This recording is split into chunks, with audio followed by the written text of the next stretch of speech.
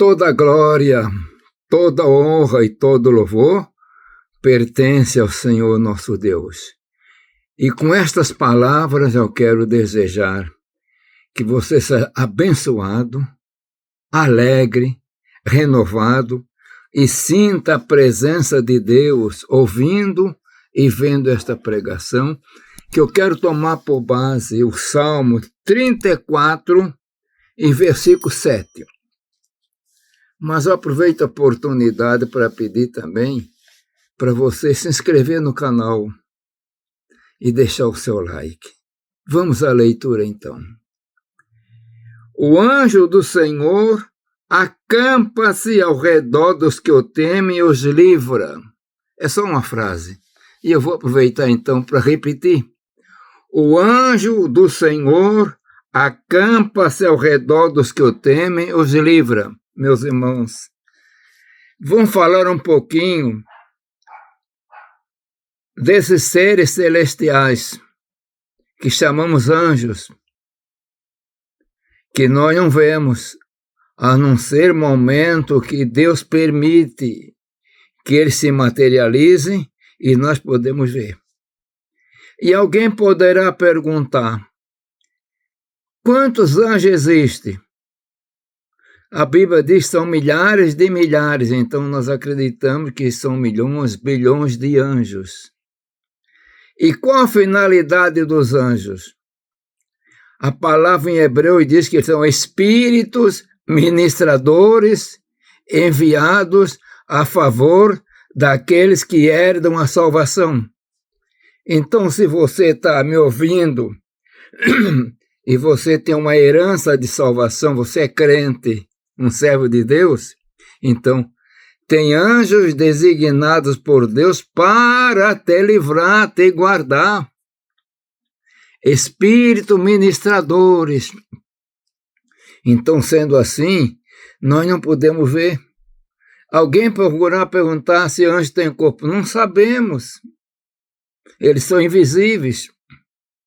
Eles aparecem a momentos que, para nós vermos que tem um anjo, mas independente de não aparecer, nós ver, eles têm anjo. E eu acredito, sinceramente, agora tem anjos ao meu lado, e tem anjo ao lado de você. Isso é coisa poderosa. Mas a palavra que eu li nos fala a respeito de guarda de anjos. E vou ler novamente. O anjo do Senhor acampa-se ao redor dos que o temem e os livra. Quer dizer, acampar, está acampado, está em guarda, prontidão. Você poderá perguntar, mas quantos anjos tem? Não sabemos. Quando foram criados também não diz. É importante que anjos não casam, não se dão em casamento. Pelo que entendemos, Deus criou todos eles de uma vez só. Mas anjos também têm nome. Mas nós só conhecemos os anjos mais conhecidos, que são o arcanjo Miguel e também Gabriel, que na cultura judaica é chamado de anjo, de arcanjo, né? E na cultura judaica tem outros anjos também que dão um nome, mas no Novo Testamento só tem esses dois. Mas tudo leva a crer que todos têm o seu nome. Isso é importante, meus irmãos. E alguém vai perguntar, e eu vou adorar anjos? A Bíblia não mostra, não manda adorar anjos. Mas tem uma classe de anjos que receberam adoração. E, aliás, não é bem uma classe, um anjo, o que chama-se o anjo do Senhor. O anjo do Senhor era um anjo que aparecia em determinados momentos para trazer um livramento ou a passar nome. Ele trazia o nome, porque o anjo do Senhor era, digamos assim, uma teofania a respeito da pessoa do Senhor Jesus Cristo, de Deus.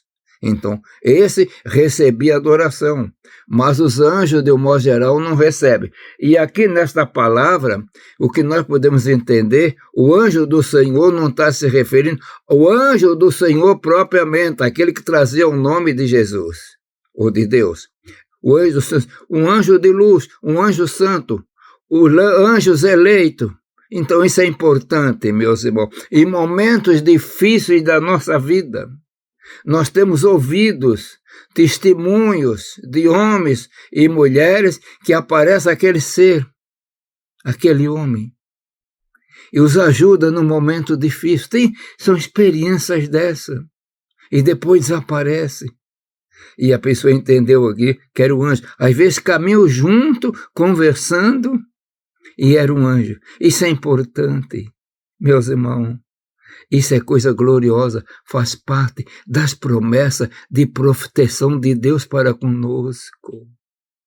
E, às vezes, e tem uma cultura que aí divide em dois pontos de vista. Uns dizem que todos nós temos um anjo da guarda. Outros dizem que não, o anjo aparece especificamente. Quando Pedro é liberto da prisão, os irmãos estavam orando em uma determinada casa. E quando Pedro chegou e bateu, a moça que foi chegou, disse, tem a pessoa batendo, é o Pedro. E alguém pensou que era o anjo de Pedro, como se Pedro tivesse morrido e chegou o anjo. Mas aí não era bem isso, né? Mostra que também, às vezes nós valorizamos tanto a igreja primitiva, mas era o homem sujeito a nós também. Estava orando para Jesus libertar, isso é importante. E quando Pedro chegou liberto, eles não acreditaram, não estavam crendo na oração. Então, meus irmãos, nós vemos nas Escrituras vários relatos de anjos. A Bíblia nos fala de um anjo, não diz o nome desse anjo. E quando Senaqueribe, o rei da Assíria, não é Síria, Assíria, e estava preparando para invadir Jerusalém, destruir, depois fazer aquelas coisas todinhas que ele falou mal. Então, numa noite, o anjo do Senhor desceu naquele arraial e foram mortos 185 mil soldados. Então, meus irmãos, são poderosos. Anjos são poderosos porque trazem o poder de Deus. A Bíblia fala de anjo grande e anjo pequeno. E aí agora? Não é difícil. O anjo grande está referindo ao grande poder que tem. Eles não estão em todo lugar ao mesmo tempo, meus irmãos. Mas eles viajam com a velocidade talvez da luz. É coisa gloriosa. Gabriel, o anjo mensageiro, que o povo judaico dizia que era arcanjo. Ele foi o anjo mensageiro para levar mensagem para Maria a respeito do nascimento de Jesus. Isso é coisa importante, né?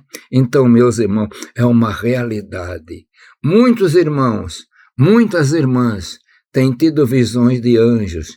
E, às vezes, quando nós estamos na igreja, alguém tem uma visão e conta que viu um anjo, o anjo passa, nós ficamos todos alegres.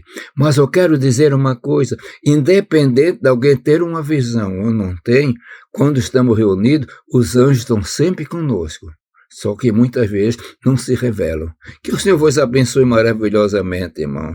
E outra coisa, não entristeçais o anjo. Dê liberdade. Porque o anjo vem para nos ajudar, mas não é para ser adorado. Que o Senhor vos abençoe maravilhosamente.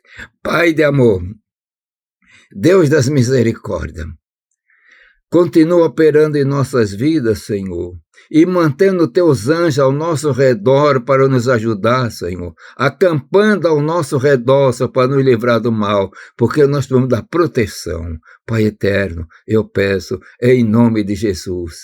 Amém.